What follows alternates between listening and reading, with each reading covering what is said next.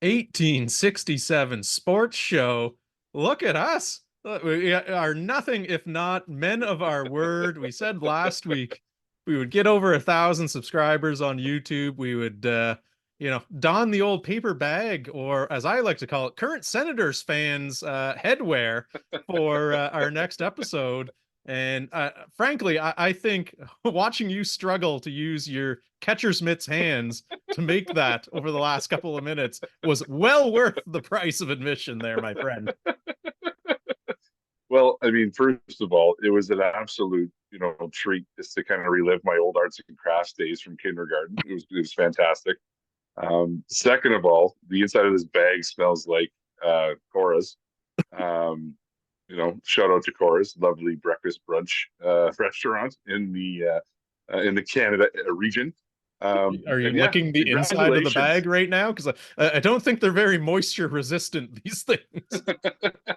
I mean, I smell crepes. But on that note, congratulations to everybody at Dine Sports. I mean, we were joking and whatnot, but the fact that we hit 1,000 subscribers on the YouTube page. I mean, let's get a golf clap for For good the folks at listeners. Dine Sports, Yeah, for the especially listeners, the the good fans. listener. Yeah, to the good listener, to the good fan. But I mean, hey, shout out to you, man. You're obviously the CEO of the ship here, so kudos to you for all the hard work that you put into this. And yeah, let's keep going. Let's Well, I appreciate get the this kind getting this. words and the fact that apparently there's a new naval rank of CEO that I wasn't aware of that existed before. So I'll It take happens. that. You haven't been in a ship in a long time. You don't know. No, this is true. This is true. And for those that are listening to the audio only version who have no idea what is going on right now, maybe take a quick jaunt over to the YouTube page as well, because as you will remember, for our loyal listeners, we did say that we would paper bag ourselves to remove the money makers here for episode number 13 that we're at here. So Lucky 13. And yes, last week we did say if we got up to 1,000 subscribers, we would wear paper bags on our heads because obviously people enjoyed listening to our voiceovers instead of looking at our faces. So hence the little bit of a I don't know if it's an inside joke or just kind of a joke shared amongst friends. But hey, here we are. We're men of our words, and I hope you enjoy us looking like idiots to start off this show. and I can't wait for this show to 10 times outperform all the other ones combined because they don't have our mugs on it there. And the But funny part is, as soon as we take them off, people are just going to tune out. You're going to see like, oh, look at the spike in listeners and watchers for the first like 5 minutes of the show. And all of yeah, a sudden, it's just going to take a nosedive as soon as we take these things off. yeah. Everyone was hyper engaged through the first 4 minutes and 46 seconds of the episode, and then it fell off an absolute cliff. But on Yeah, that note, I'm not wearing this thing the entire episode, so I think our time underneath the paper dome has come to an end there. So we got some sports to get to for sure. So starting off with keeping the feel good vibes going here, wanted to touch on something that I think probably a lot of Canadians will be familiar with the actual story, but maybe not the update to the story there. And that is our friend, Mr. Jacob Wasserman, who has qualified for the Paris 2024 Olympic Games in rowing. And why that is especially impressive is if you remember back in 2018, the Humboldt Broncos bus crash, which happened in Saskatchewan. He was actually a member of that hockey team. So before we get into the story, a quick golf yes. clap to Jacob for qualifying for the Paralympic Games in 2024 there. I mean, you talk about the absolute fortitude it takes to overcome not only the horrific accident to your own self, but just you can only imagine what he's going through psychologically, seeing how many of his teammates, coaches, whatnot, passed away during that experience, right? And I mean, anyone who kind of lives to tell the tale of that Humboldt Broncos crash, I mean, we obviously have the utmost respect for everyone. We're we're rooting for them every step of the way. But yeah, this is something, that you see movies made out of. Mhm. I mean, you know, having a dream taken away of being, a junior slash professional hockey player was something just absolutely terrible. And working your way back to not only learning how to do the normal things in a day-to-day basis again, but now again performing at such a high level that you're qualifying for the Olympics in another sport. So Mhm. I mean, absolutely incredible what he's been able to do. And I mean, to anyone who needs inspiration to, overcome an injury or, anything of that nature, please just take this young man's lead and follow it. Absolutely. Yeah. So one of only 13 survivors from that crash, 16 people on that team ended up perishing in it. So, and we've heard countless stories before of athletes overcoming adversity, and some of it's self-inflicted, but for something like this, where it's quite literally a freak bus crash accident, completely out of their control, and to see them, I've had the privilege to speak to a couple of the members of the Humboldt team, and kind of their recovery process, and just getting over the emotional trauma of it as well too. And it's a Mm-hmm. pretty unique group of young men there, and seeing how they've been able to really use the community rallying around them to kind of carry on the legacies of those that ultimately didn't survive that horrific accident. It's Yeah. really, really eye-opening, and makes you really thankful for all the little things that you have going on in life as well too. So he's going to be competing in the PR1 men's single sculls rowing competition. What that means, aside from being in a boat and having oars in your hands, not entirely sure, but I'm pulling for him He's doing it. 100% Yeah. in Paris this summer. So I think a second golf clap is Yes. definitely worth. 100%. There we go. Moving right along, though, more good news. And this time it's coming from the world of basketball. So last week we were Mm-hmm. talking about a few of our Canadian friends, and two of them are still dancing all the way to the They're Final rolling. Four here. They're rolling. I mean, yeah, we went in depth last week talking about Edey Edwards and Mr. Edey out of Purdue. And I mean, the fact that their teams won in such a, don't want to say dominant fashion, but just in a left no questions Hmm. type of fashion. And starting out with Aaliyah, I mean, again, you see how consistent this UConn team has been playing throughout the course of their Big East tournament going into um, the March Madness tournament. And every game, they're showing up. Every game, they're gonna, maybe go down by, 5, 6, 7 points, but they're making their way back. I mean, UConn, for anyone who doesn't know, from a women's perspective, is arguably the best program in history of women's college basketball. And they're showing why. Every year they roll out just an absolutely aggressive, well trained, technical lineup that just doesn't get rattled in big moments. And, everybody pays attention to Paige, Beckers, because obviously she's a fantastic player. She deserves all the credit in the world. But again, the unsung hero, once again, is Edey Edwards. And she's proving that last week, our conversation hyping her up, we're looking good after that. Hmm. like we're I think we were very um very much in the side of she gets better every time she takes the court, and it's holding true, right? Yeah. It's holding true even going into this Elite Eight Final Four type of scenario. So yeah, really good to see out of her.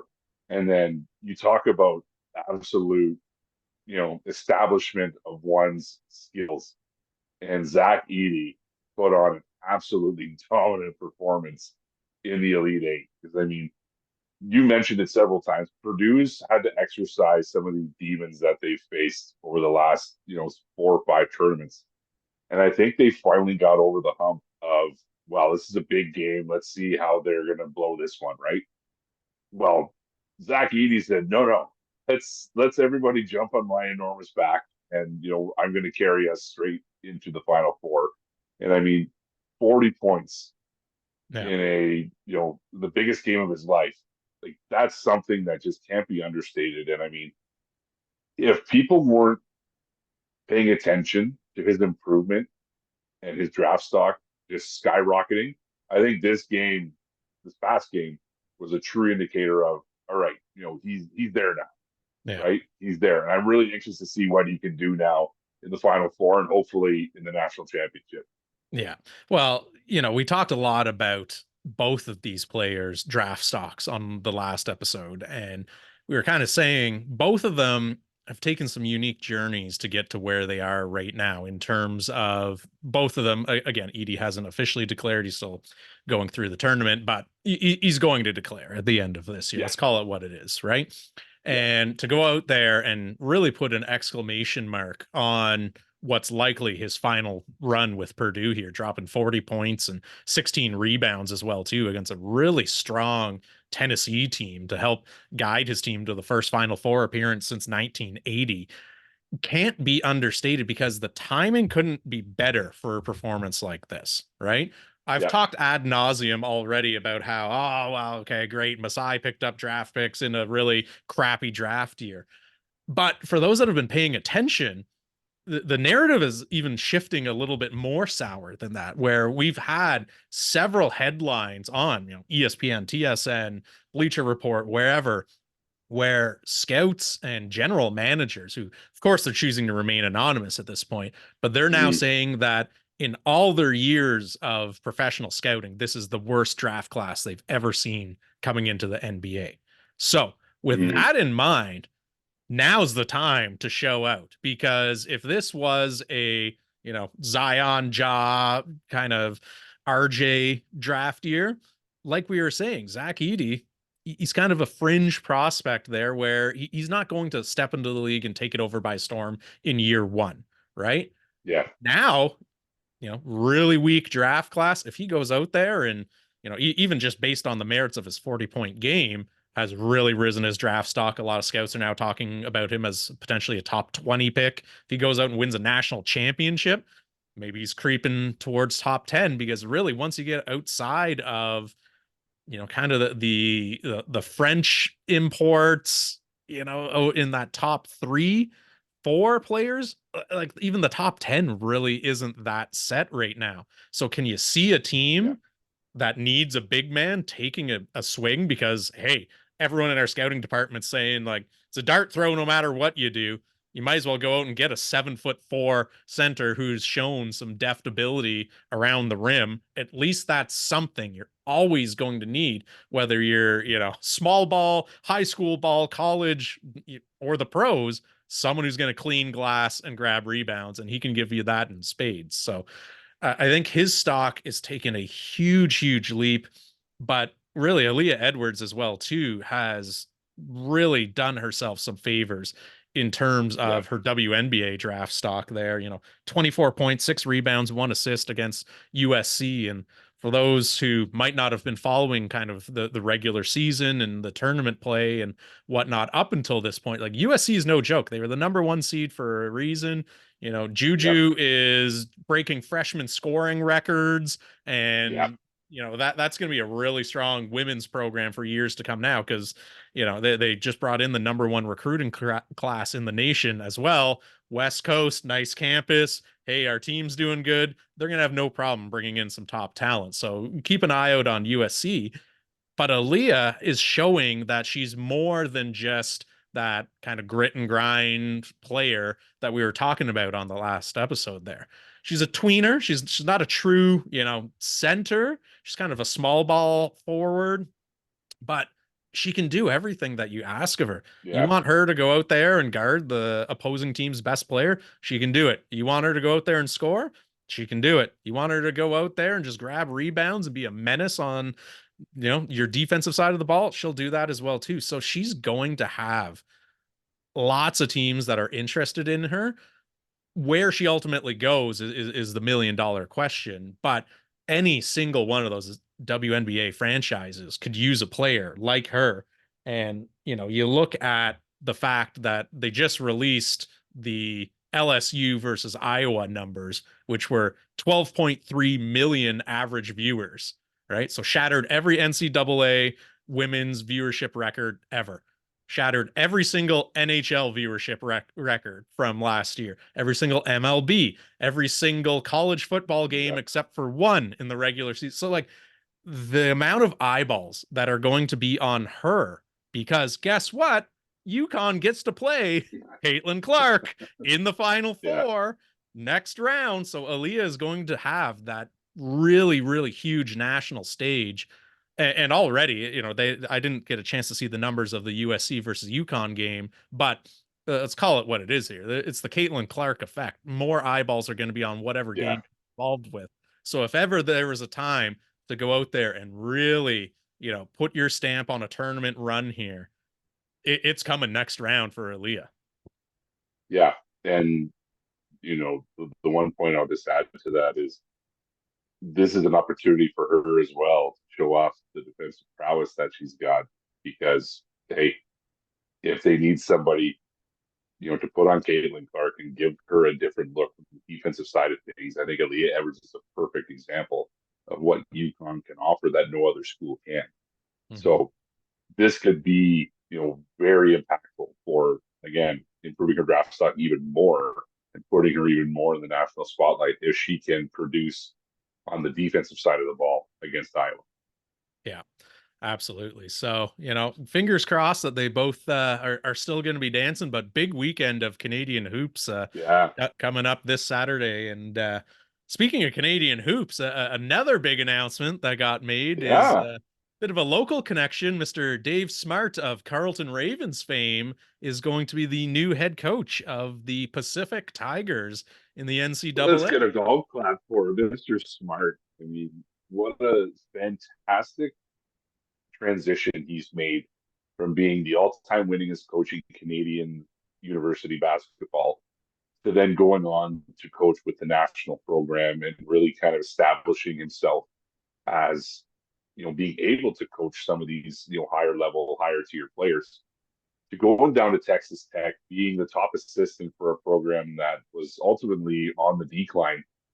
And they had a quick turnaround where they won 24 games in the regular season, made the turn for the first time in a few years. And I think he really established himself that it doesn't matter where you're from, if you can coach, you can coach. Mhm. And a team like Pacific, who obviously is not necessarily a national power, but is a team that obviously is looking to, build up from where they are. And obviously, this man's shown a proclivity for that, not only with Carleton, but with the Canadian national team, with Texas Tech. So we can start to see him make some waves with a Pacific team that I think a lot of people will not have some expectations for because they're going to say, this guy's Canadian. He won't know what he's doing. And, Pacific's is going to be at the bottom again. I think that they're going to be pleasantly surprised with how competitive the University of Pacific actually is for the foreseeable future with Dave Smart at the helm. Yeah, absolutely. And I mean, you look at a program like Pacific there, and for those that aren't aware, fresh off a 6-26 season, 0 Yep. 16 in conference play, and they rattled off 17 straight losses to end their season. So obviously, a lot of work to do, not only just in turning that program around within the conference, but there's quite a bit of recruiting that needs to happen. And the good news for that program is there was probably no better recruiter in Canada than Dave Smart when he was head coach of the Carleton Ravens. So you're Mm-hmm. probably going to be seeing a steady influx of north of the border talent coming in there because he has made inroads to some of the best high schools in the country. He's been recruiting, like you'll maybe even see some of these, U sports stars kind of jump over as well too, because I think what Yeah. a lot of people kind of turn their nose up at is, oh yeah, U sports. That's kind of like the junior varsity of NCAA. It's like, well, for many years, a lot of those NCAA Div 1 teams came up and played Dave Smart's Carleton Ravens and lost, right? So Yeah. the gap is it's kind of like the CFL NFL, comparison all the time, right? If we're talking about the top 5 to 10% of the players in NCAA Div 1, yeah, U Sports, they can't hold a candle to them, right?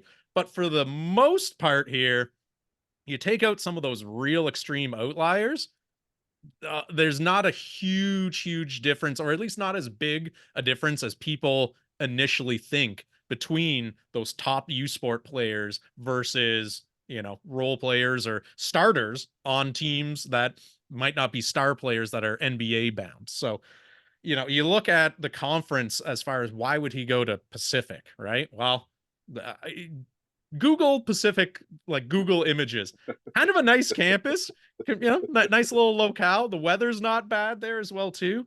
WCC, so the conference for those that don't know, that's going to feature St. Mary's, Gonzaga as well, San Francisco, Santa Clara, San Diego, Pepperdine, LMU, and Portland. So it's not like he's trying to go through the SEC in football here. This is something that if you can get some influx of talent, this is a program that could turn around a lot quicker than I think people realize, given how dismal their 2023-24 season was. And one thing that you have to keep in mind too is with the one and done nature of the modern day NCAA basketball landscape, you can really see a program who can hold on to players for 2, 3, 4 years and have them in their 20s competing at a high level, which is why you're seeing teams like Purdue finally getting overcome because they've got these senior players that have been, playing college basketball for 4 years.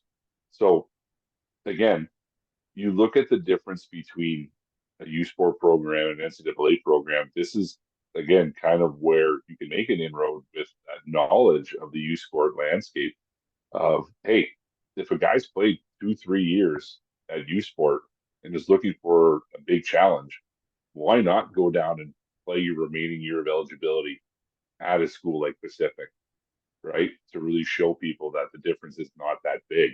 Because I mean, if you can have a full roster, 15 players who are in their second, third, and fourth year, as opposed to a team who's all first year players like Kentucky, I mean, I'll take the team of veterans who are able to overcome adversity and understand, how to win in those close games. Because as we've seen, these teams that have these star players that are only 18 years old, they don't do too well in the grand scheme of things. So, yeah, I had the pleasure of being able to see Coach Smart in action.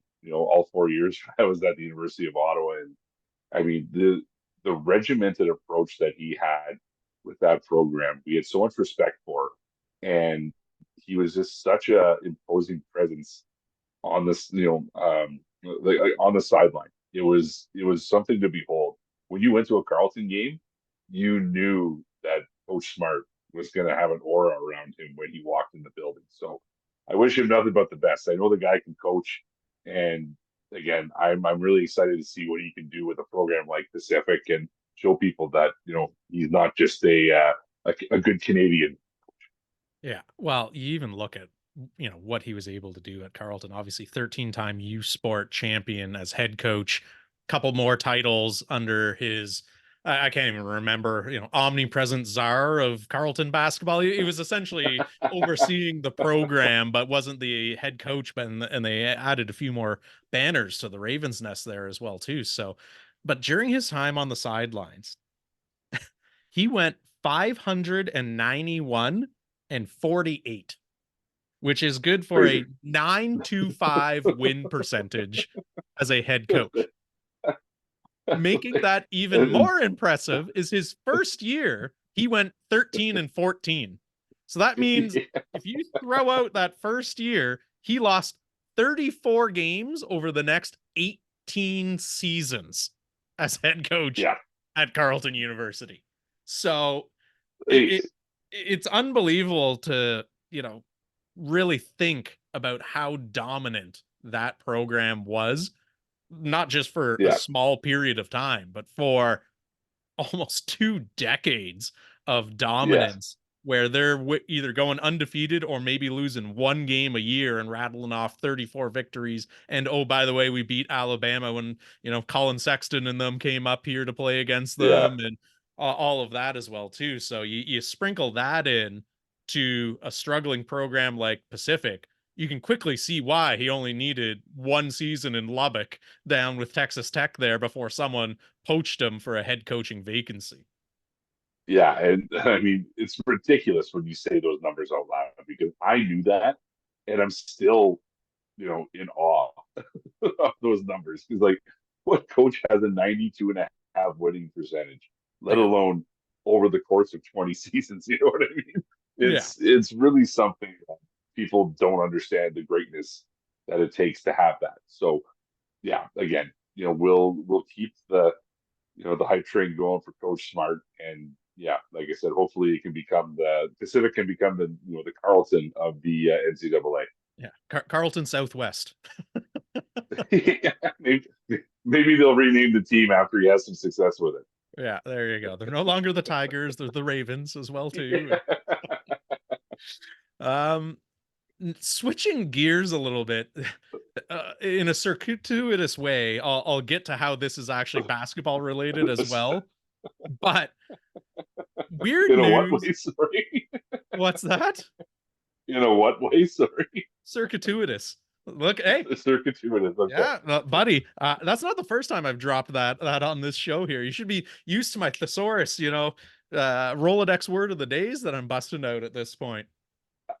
I mean, I think I'm still kind of flabbergasted by the 92.5 winning percentage to, fully grasp the word comprehension that you that you kind of spew out there. But anyways, continue. Yeah, well, that Dave Smart, he's no Nikita Okuduktiuk. But I mean, I think you're cherry picking the topics for tonight, so you don't have to mispronounce somebody's name.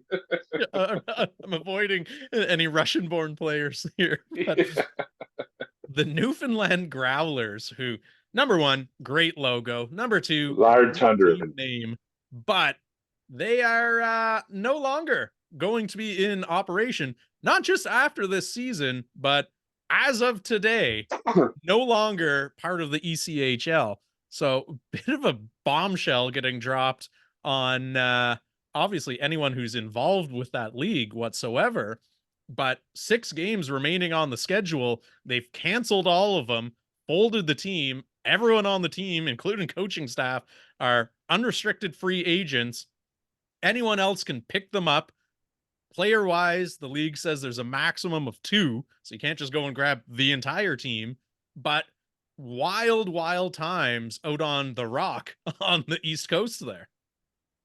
Yeah, and like it's so weird because at the end of the day, I think teams when they go into a season kind of know where they're at in an operational cost type of scenario, right? Mm-hmm. Whether we're in the red or we're in the black. What are we going to need to average for season tickets to kind of stay in that position? If you're doing this is something that obviously you should wait until the season is done in order to actually pull the rug out from under, everyone. Well, with 6 games remaining, I mean, this is kind of a gut punch. Yeah. And when I say a gut punch, I mean like a severe gut punch to everyone involved in that organization, that community, whatever. The ownership group, regardless of their situation, should be embarrassed Mm-hmm. of how this has been handled. And I don't even know the full detail of of the reason why, but I mean this is not something to be taken lightly, right? I mean, yes, it's one thing where we can't afford to keep the team afloat for another season. That's fine if you understand the long term scope of it and it's not financially viable. Cancel at the end of the year. This has a deeper effect on things that are not just from an ownership perspective. There's employees that have to be taken into consideration here. Mm-hmm. Obviously, you just mentioned players and coaches, fan base. Like these are all things that have to now kind of uproot and find something else to not only do for work, do for sport, do for a hobby. Like this has a greater impact on the community than it does anything else. So yeah, I mean, weird situation, brutal situation, and yeah, the ownership group for whatever reason why they did it. I mean, they need to look at themselves in the mirror and feel a deep sense of shame because Yeah. this is pretty terrible. Yeah. And you look at all the people that are obviously going to be impacted by this. It's terrible because we've seen it anytime a World Juniors or anything happens out on the East Coast, or the QMJHL finals or anything. Anytime there's any kind of major sporting event, the people lose their mind. The fan base is Yeah. passionate. They're starved for professional, semi-professional, amateur, whatever it is, sports out there. And it's a real shame that they're losing this franchise. And Deacon Sports and Entertainment, you know I don't have all of the details, so I don't want to put everything out there, but from what I've been able to gather, they somehow were in charge of two franchises, so the Newfoundland one and then a Trois Rivières franchise as well too, and they were trying Mhm. to offload both of them. The league gave them until today to make a sale. Apparently it sounds like they might have had the ability to offload the Newfoundland team, but they would have relocated, so the league blocked that. And then the Trois Rivières team ended up getting sold, so that team is going to continue in operation, but now Newfoundland is folding. But the whole reason I said that there was a roundabout way that there was a basketball tie in here is, for those that remember, 2 years ago, there was a Newfoundland Growlers team that launched in the CEBL, and they lasted all of Mhm. one season. And Mike Yeah. Moriali, the commissioner, who has been on this show before, essentially said, listen, the facilities that they were playing out of just weren't up to the standard of a professional organization. And they Mhm. had no other options that they could provide. So we had no choice but to suspend operations. So this is now two times that they have folded a professional or quasi professional sports team in Newfoundland under this Growlers Deacon Sports and Entertainment banner. So it really makes Mhm. you wonder, like, A, what is going on with this sports management company? B, who keeps approving these guys to get franchises here? And C, like, Yeah. what is going to happen with any other currently owned properties with this group? Because, if this is the roadmap here of churn and burn, like, this isn't a 20-year plus run of success they've had. Like, the Growlers organization has only been around since 2018, 2019. So Yeah. it's just such a shame that it's happening to this community out in Newfoundland. And it goes to show that sometimes people are putting on a lot of fronts and big promises and all of that, and failure to deliver happens at all levels of sport, regardless of where you are in the country or what sport you're playing. Yeah. 100%. I mean, the point you made about whoever keeps approving this group to bring franchises out there, I mean, they have to I wouldn't shoulder a give lot them of a sins minor too. hockey franchise at this point. Yeah, Like, 100%. I mean, obviously they don't have the capital to run an effective franchise with the facility needed to house it. And this is not that it's in the same area, but I mean, obviously people are going to start to say now, well, this is why we can't get that 10th CFL franchise on the East Coast yeah. because of situations like this, right? So it has a deeper impact than I think a lot of people realize. And like I said, a lot of it is at the community level because Newfoundland's never getting another, semi-professional, professional franchise out there ever again.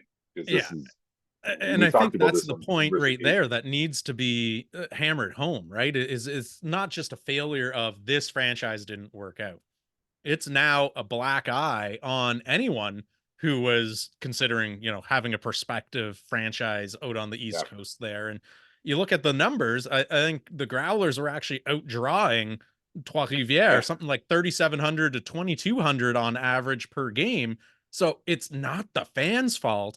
It's the front office's fiscal mismanagement of where the money was going. I have no idea, right? That maybe that'll be some fifth estate investigation on CBC or something. But I mean, maybe it's something that we can launch. The new Dines Media Group will form something and we'll do an expose.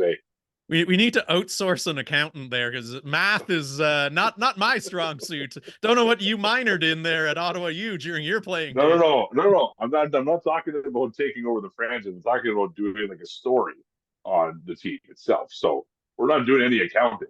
We're just going and doing like the Rick Westhead, like pulling the curtain back on what actually happened. Wow. Well, me trying to follow where the money went there is literally the scene from It's Always Sunny in Philadelphia where Charlie's got all the red string going all over the place at this point. So, Who's Pepe Sylvia? uh, but I mean, it's really, really sad state of affairs out there. I feel for the people that are hockey fans, sports fans in general out there in Yeah, Newfoundland. And yeah, hopefully someone can see past this one group's mismanagement of a couple of pro franchises over the last couple of years here now. right. All right. Well, we brought it down a notch just to finish on a high note here. Because for Absolutely. those that don't know, it's a little event going on in Philadelphia this weekend coming up, which is now so big that they have stopped doing it on just one night. WrestleMania 40 down in the city of brotherly love, 2 nights. And we figured what better time than now to run through some of our favorite Canadian wrestlers over the years and try and put together a Mount Rushmore of the Canadian royal or Canadian wrestling royalty that's really come out of north of the border here over the past couple of decades. 100%. I mean, this is the first time that we've kind of, you know, delved into the world of wrestling. So I mean, this is exciting. We've seen a lot of great Canadian wrestlers come through not only WWE but WCW and a lot of the smaller independent promotions, and they really are synonymous with the time frame that they wrestled in. I mean, we'll throw some names back and forth, and I actually have a couple of surprise names that I'll rattle off for you as well. Once we finish going through our top guys here, but I mean, yeah, I mean, you have to start out any type of conversation when you talk about Canadian wrestlers with the Hart family, right? I mean, I think they're synonymous with not only producing wrestlers out of the family, but training wrestlers in Canada to become, the superstars that they are. So, I mean, the two prominent ones are, Bret and Owen. Bret Hart's kind of the poster child for Canada wrestling, was, the best there is, the best there was, the best there ever will be. And arguably one of the most technical wrestlers who's ever graced the canvas, right?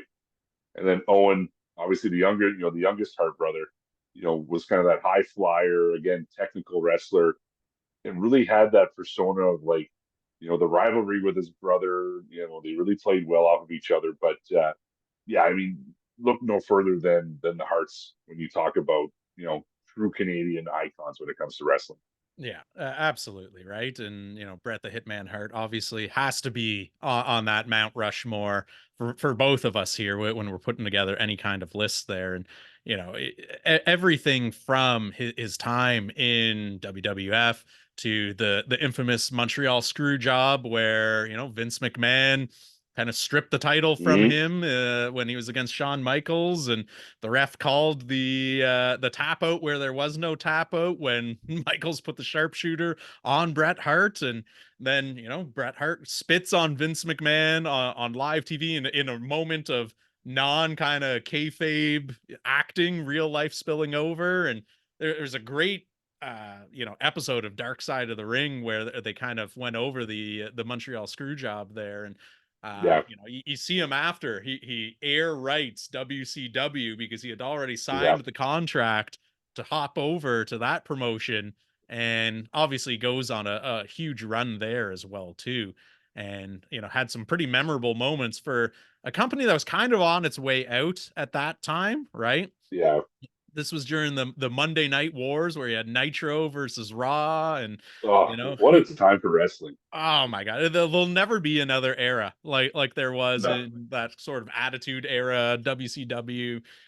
People are jumping ship back and forth, and the one that sticks out to me in the WCW was I think he was wearing a Toronto Maple Leafs jersey, and Bill Goldberg came into the ring, and Bret Hart is talking all of this trash, and then Goldberg spears him, and then no one's moving. And then Bret Hart stands up, and then he takes off the jersey, and he was wearing a steel plate that was taped to his chest, and the crowd was going wild. And oh, he outthought Goldberg, and so all these hilarious moments that you look back on now that you're like, oh my god, that was ridiculous. But still, at the moment, you're like, oh my god, can't believe he Yeah. pulled this off.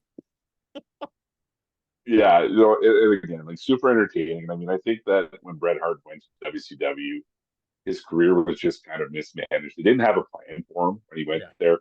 And when you have a star like that, who obviously has come off of this major scandal from the WWF at the time, this is how you hype up and promote this, right? And really yeah, make it into something where, oh, we can ride this money train all the way to the bank until his star burns out. But obviously, they were deep into the NWO gimmick at that time, and it was NWO or nothing. So anybody that they brought over, unless they joined that faction, was really kind of buried underneath them. And I mean, yeah, but this is a good transition because another one that I had at the top of my list was kind of the other way. He was buried under the NWO, so he made the jump over to the WWE from the WCW.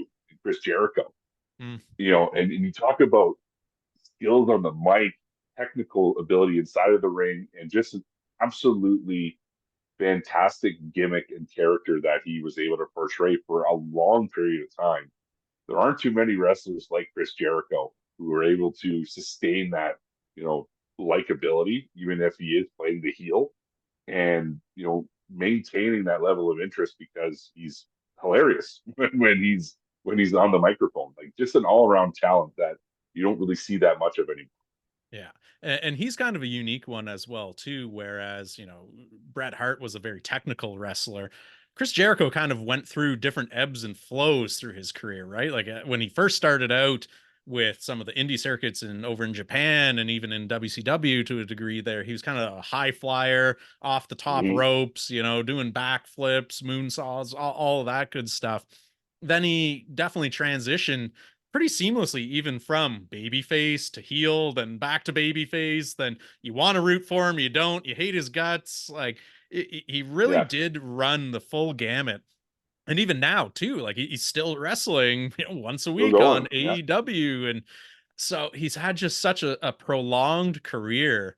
And I always kind of think it's a little bit funny the fact that he's got a second career as a musician with Fozzy, his yeah, band, and that's his yeah, intro music now, and he's probably making royalties off of that every time he walks out to the ring. So good for him, but it's really a testament to his ability to continually remake himself, right? he yeah. he went from high flyer to that heel to at one point, Raw is Jericho, and he had so many Mm-hmm. sort of memes as far as you just made the list, and that was Yeah, popular to do back in the day. And the two thing the main thing he has in common with Bret Hart when I think about my childhood is I don't know how many times I was either put in or put a friend in either a lion tamer, walls of Jericho, or a sharpshooter growing up. But I would venture a guess with you having a brother, there were probably a few submission attempts in the Kirkwood household as well, too. you definitely did grow up in Canada without knowing how to absolutely do a perfect sharpshooter and a perfect lion tamer. Yeah. Those were two prerequisites for any type of childhood play. Um, but again, like fun fact about Chris Jericho, first undisputed champion in WWE history when they combined the WCW and WWF heavyweight championships. So obviously they saw a lot back in him, or sorry, they saw a lot in him back then because they trusted him to kind of carry the torch of being that first undisputed champ. So yeah, again, one of my favorites, and has to be in talks of being one of the tops of all time. And we mentioned the AEW portion where Jericho's flying his trade now, and another great, fantastic all timer who again went through a huge transition of being at the very top of the game to having everything taken away with a severe injury to now making an epic comeback, with the WWE and now AEW. And we're talking about Adam Copeland, aka Edge. Yeah. You know, this is a guy who I think anybody who's kind of known the story of how he, got into wrestling and where he kind of came from, it's really kind of a feel good thing because, lifelong wrestling fan, just devoted all this time to, learning the business, as a young, adolescent. And then when he had the opportunity to, you know, went into training, learned how to, go and become a professional, and really was kind of given a lot of leeway, early on in his career. So as a young wrestler, this guy was put into a faction that you probably remember very well called the Brood, with Oh yeah. Gangrel and again fellow Canadian Christian, um, which is kind of funny too because obviously Christian and Edge are best friends from growing up in Toronto. So the fact that you talk about character transition, he goes from being the Brood to kind of being the goofy tag team with Christian to then turning heel and being that rated R superstar. Then again, going in the tag team, world with Randy Orton, and then suffering that devastating neck injury, right? Then he kind of gets taken out. Everybody just kind of reflects fondly on his career.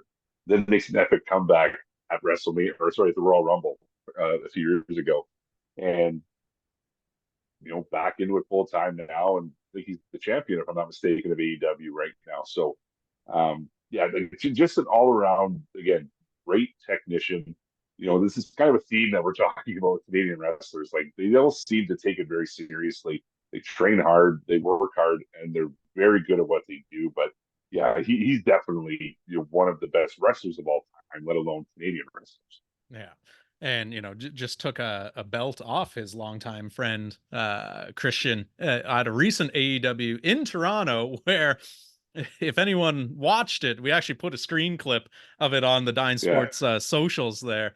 Uh, somehow got jerseys from the crowd, obvious plants, but was beating up Christian, put a Boston Bruins jersey on him mid beatdown, put on a Toronto Maple Leafs jersey on himself, and then the two of them were wailing on one another in the penalty box. So just absolutely tying in all the Canadiana that they possibly could in that moment there. But I mean, there's two huge moments that if you're going to talk about the career of Edge that Mm-hmm. really stand out, right? One of them, obviously, like, if you haven't seen his surprise re-entrance at the Royal Rumble in 2020, pause our video, go and watch it right now, right? If you were a Yeah. wrestling fan, you might get a little misty, right? Seeing him come back, Yeah.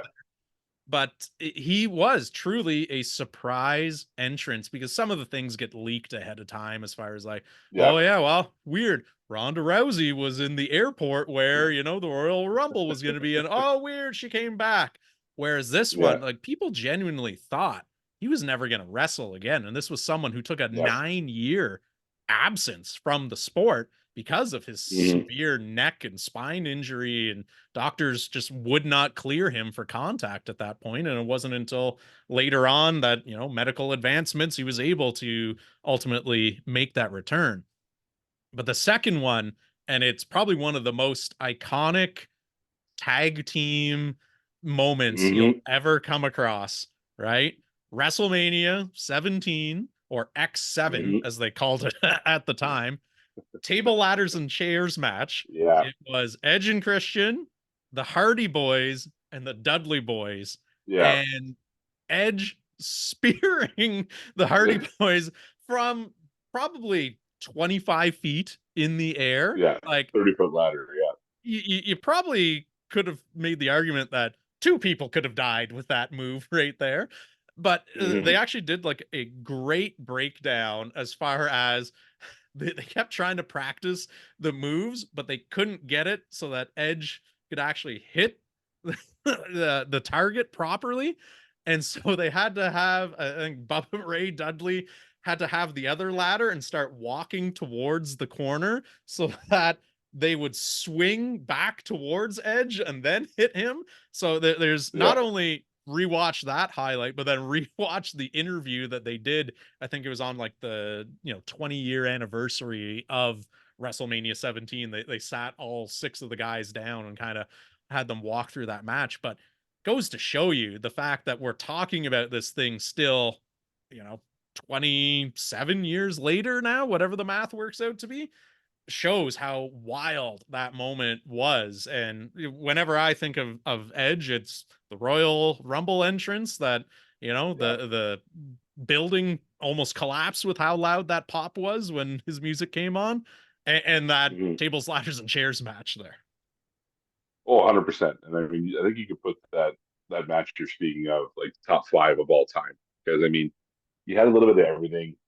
You've got the high flying team with the Hardys, you've got the technical team with Edge and Christian, and then you've got the crazy, like, will break anything type of team with the Dudley Boys. And the dynamic that all 3 of those teams had with each other was so great that anytime you could have any semblance of a singles match, doubles match, triple threat match with any of those people involved, you knew it was going to be a good one. So 100%.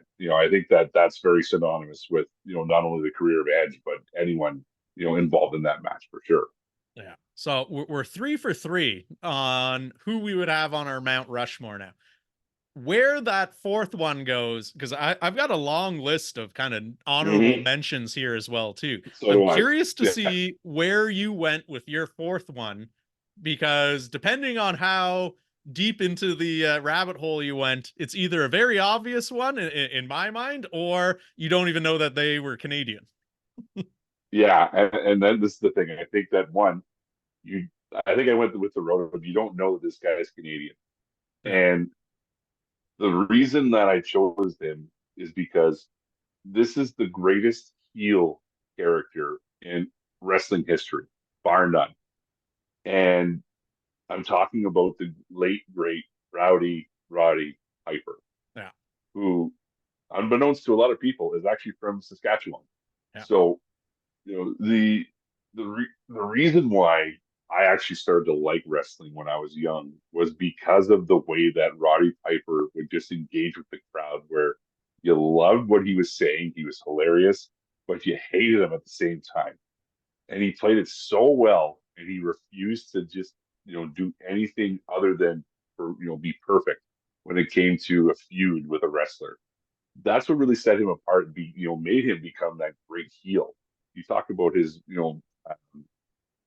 his rivalries with Jimmy Snuka. You talk about his rivalries with Hulk Hogan. You talk about his rivalries with Greg Valentine, like, and then leading into his kind of semi-retirement when he was in the later stages of WCW and then coming back to WWE. He was still the entertaining presence that he always was, right? Like, he never lost that.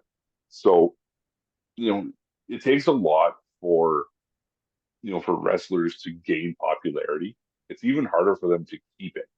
And the fact that Roddy Piper was relied upon to be the main villain, not only in the first WrestleMania, but in the second WrestleMania as well, you know, that just shows how much trust and appreciation everyone had for a guy like Roddy Piper, because he was the only one who could keep up with the big, huge persona of Hulk Hogan.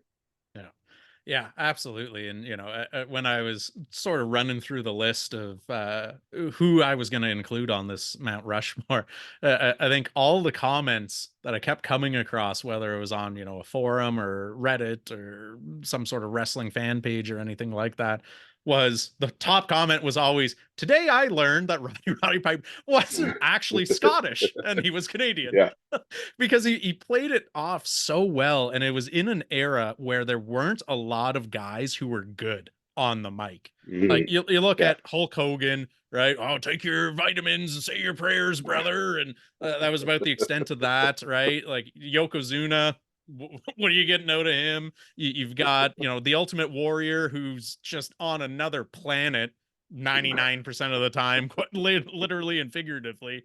So he truly was a pioneer in terms of working the crowd into a frenzy, and was kind of the first heel that really got heat right? A lot of the Mhm. times you would have the baby face who, all right, we're going to build him up and, oh, this is the bad guy and you don't like him. You cheer for the baby face and maybe the bad guy wins a bunch of the Monday nighters. But then whenever the pay-per-view rolls around, baby face always prevails and everyone goes home happy. Piper was really one of the first ones that, when he was putting a beat down on some of the biggest stars in wrestling at the time, the crowd was into it, right? They weren't booing Yeah. it. They were cheering it. They loved it, right? When he was calling them every name in the book, they were feeding off it, right? Like it's the sign of a really good wrestler when, despite your best efforts to be as unlikable as possible, you've got people eating out of your palm of your hand when you're on the Yeah. mic there. So he did end up being my fourth one as well too, but by a pretty narrow margin, because some of the ones that we'll roll through in a minute, are very worthy as well too. And I think Yeah. when people think like, oh, Mount Rushmore, Canadian wrestlers, like how hard could that be? Well, once we start rattling There's a these lot of off, them. you'll realize there's a lot of them that probably had a bigger impact on the sport than you realize. But I'll wrap Yeah. up with the fact that Piper was kind of that prototypical heel, and he was still a lasting impact to this day, where you've got other wrestlers wanting to kind of borrow the rowdy acronym and work it into their personas. And Ronda Rousey essentially just took his entire look and was like, well, I'm just the female version of that now. And Yeah. so he had such a huge impact on the sport and really was um a wrestler's wrestler, right? Like he Yeah. might not have gotten the kind of international fanfare that a Hulk Hogan or Ultimate Warrior or Andre the Giant or any of his contemporaries at the time might have gotten, but you go backstage or you ask anyone who ever wrestled at the same time as him, like he was putting in the work so that when they ultimately won, because he didn't, you look through his history, he didn't win a ton of titles over the years, right? No. He was always the guy that built up that entire rivalry so that someone else could get put over. And I think that's what Yeah. earned him so much respect in this business. Yeah. And I mean, I think there's two people that are synonymous with being that heel character that gets the face over. We're using wrestling speak right now, but essentially the bad guy who does such a good job that he makes the good guy, you know, kind of last as that, folklore type of character. That's Roddy Piper and Ric Flair. And Mhm. anytime you could be on the same kind of level as Ric Flair, you're doing something, pretty good. So yeah, I mean, Roddy Piper was just so entertaining and so fun to watch, and really captivated a lot of young people in our generation to watch wrestling because of the way that he carried himself. So Yeah. I'm And curious to see who. on that note too, the only time Piper won the World Tag Team title, Ric Flair was his partner. So you can That's right. imagine during that little title reign that they had, the promos that those two were cutting they came at a time where there should have been YouTube and TikTok and all of that. 100. 30-second sound bites, my God, they would have lived for them. 100%. But yeah, I'm curious to see who else you kind of got on your list. So, like I said, I've got a little surprise, list that I also put together that I thought was going to be kind of fun to go over. But maybe kind of go, talk about who else you've got in your running to be the honorable mention. Yeah. Well, a few of them we've kind of mentioned in passing already, right? Obviously, Owen Hart has to be up Yep. there. I think had his life obviously not been cut tragically short, there's an argument to be made that he probably would have been on there as well too, right? But Could have. with Yep.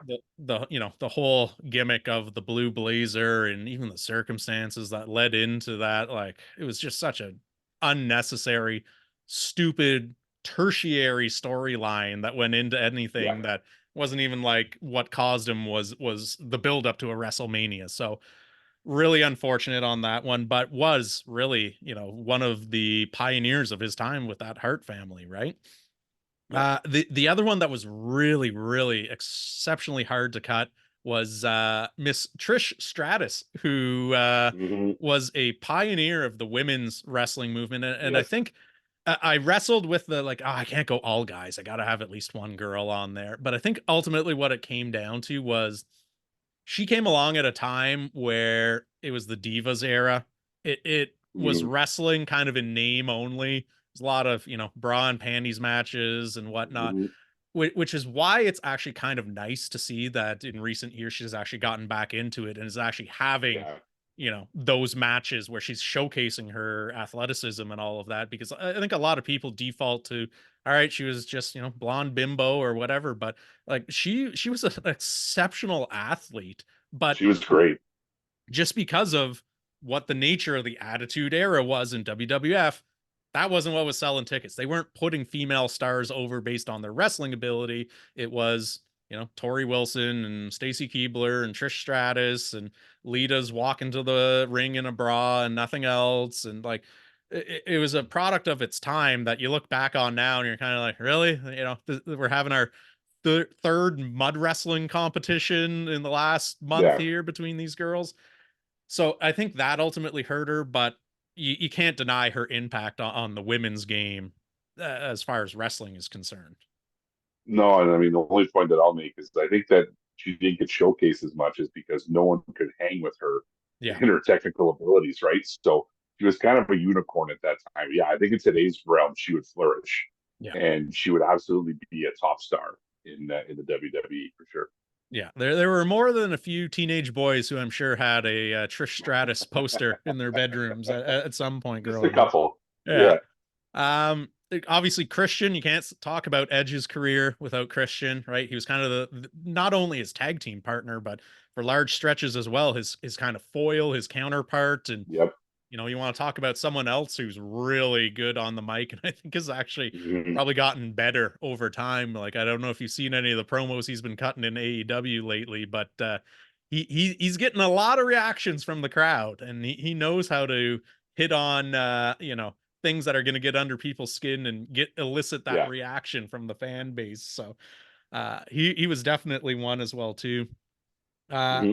Kevin Owens and Sami Zayn, right? Another Yep. kind of partnership that they've been friends for absolutely ever. And they're obviously getting all the shine in the world right now because they're contemporaries in the WWE at this point. WrestleMania is coming up. Kevin Owens is going for a belt, Sami Zayn as well, too. And there's some high profile matches that they've been part of over the years. And Sami Zayn kind of having the whole bloodline with the Hmm. Usos and Roman Reigns, and then they're beating up Kevin Owens week after week after week after week until finally Sammy, flips the script and he hits Roman Reigns with the chair, and now the two of them are going up against the bloodline. So, they're ones that obviously stick out to a modern wrestling fan as well.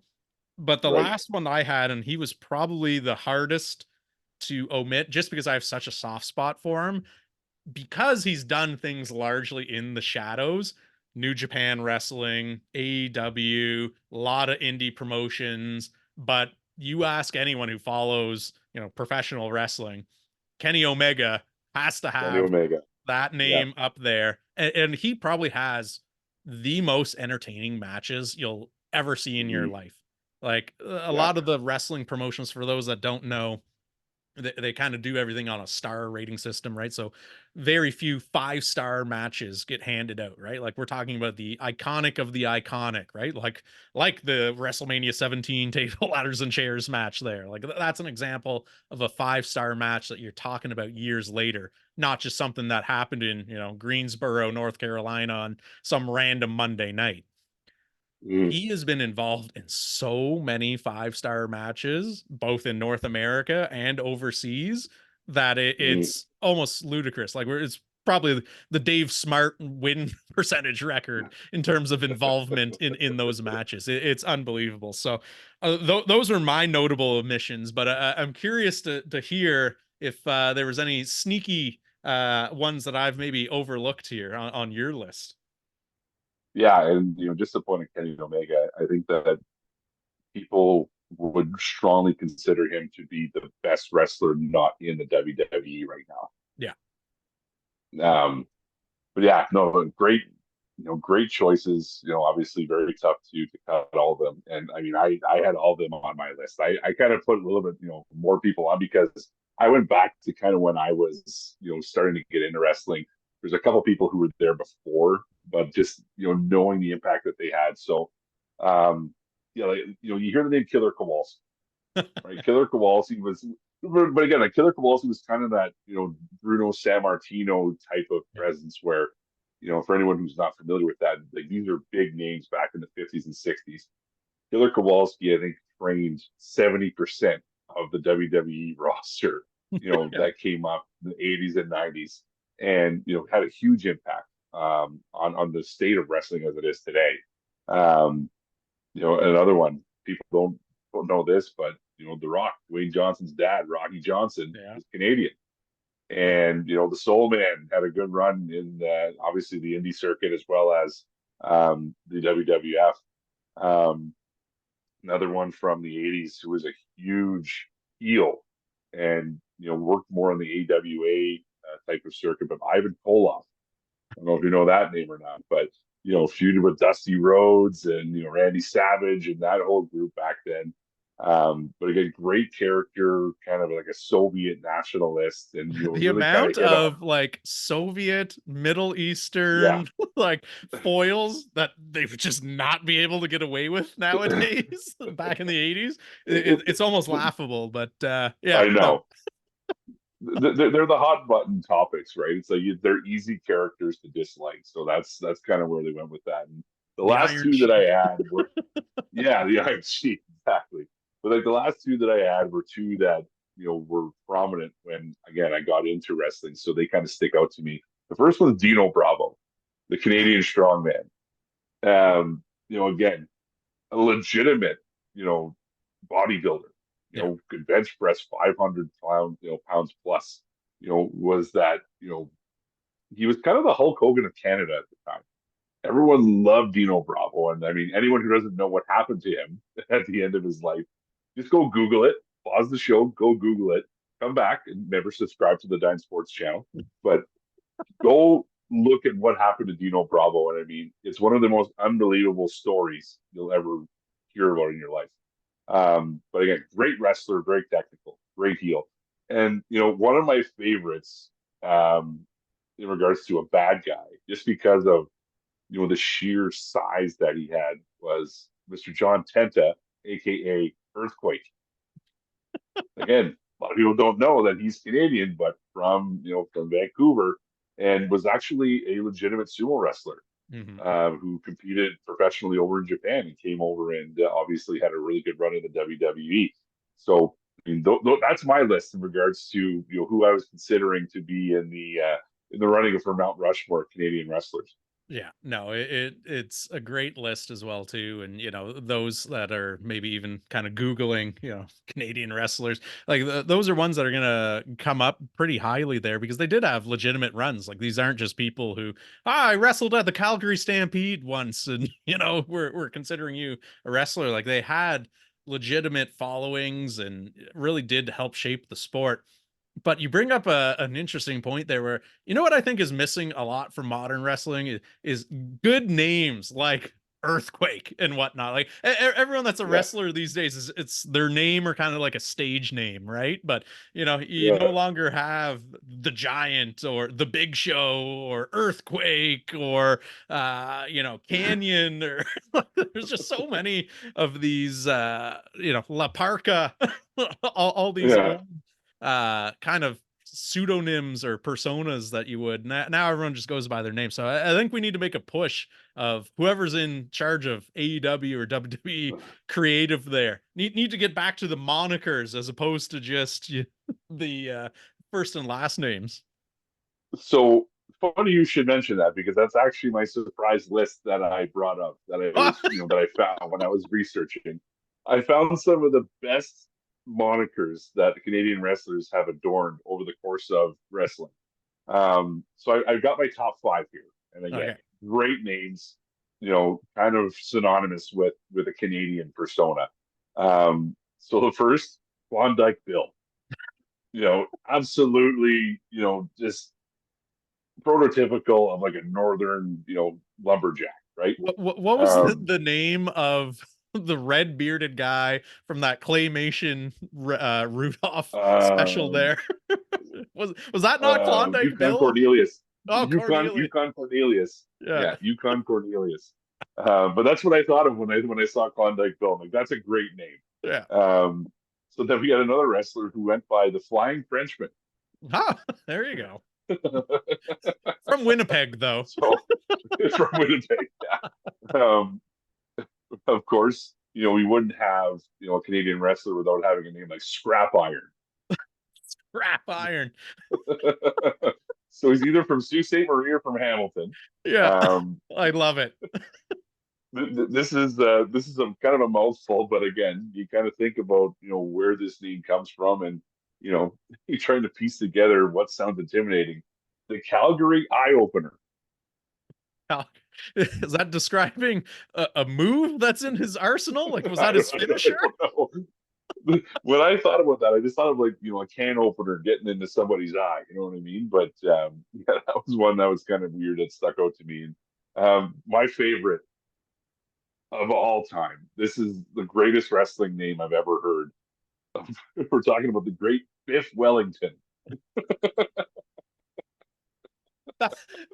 This must have been like when Back to the Future came out there. Biff the protagonist or antagonist. Yeah. I mean, maybe I think it's. Or we're going Death of a Salesman here.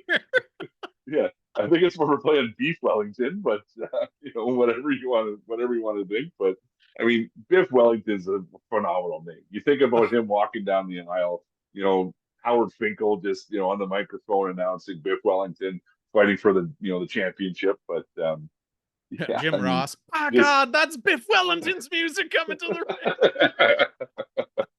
Yeah. Anyways, I thought that you'd have some fun when I gave you those names, but a couple other things that I ended up finding in my search here.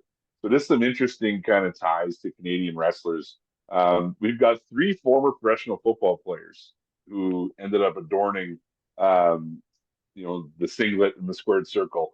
The great Angelo Mosca, obviously, was a very prominent CFL player and went by King Kong Mosca back in the day.